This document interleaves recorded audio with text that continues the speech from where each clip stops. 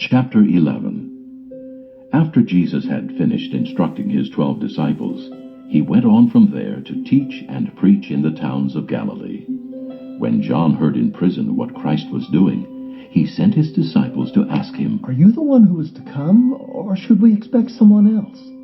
Jesus replied, "Go back and report to John what you hear and see.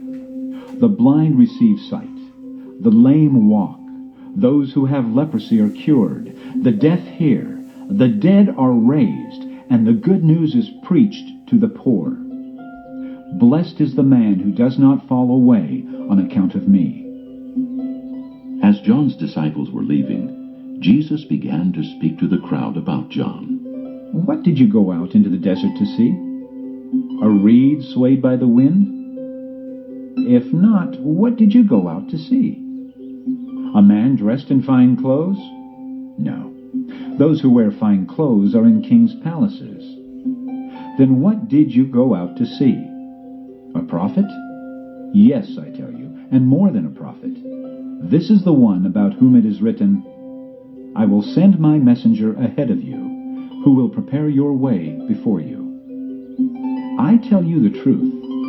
Among those born of women, there has not risen anyone greater than John the Baptist. Yet, he who is least in the kingdom of heaven is greater than he. From the days of John the Baptist until now, the kingdom of heaven has been forcefully advancing, and forceful men lay hold of it. For all the prophets and the law prophesied until John. And if you are willing to accept it, he is the Elijah who was to come. He who has ears, let him hear." To what can I compare this generation? They are like children sitting in the marketplaces and calling out to others, "We played the flute for you, and you did not dance. We sang a dirge, and you did not mourn." For John came neither eating nor drinking, and they say he has a demon. The Son of Man came eating and drinking, and they say, "Here is a glutton and a drunkard, a friend of tax collectors and sinners." But wisdom is proved right by her actions. Then Jesus began to denounce the cities in which most of his miracles had been performed, because they did not repent. "Woe to you, Korazin! Woe to you, Bethsaida! If the miracles that were performed in you had been performed in Tyre and Sidon, they would have repented long ago in sackcloth and ashes.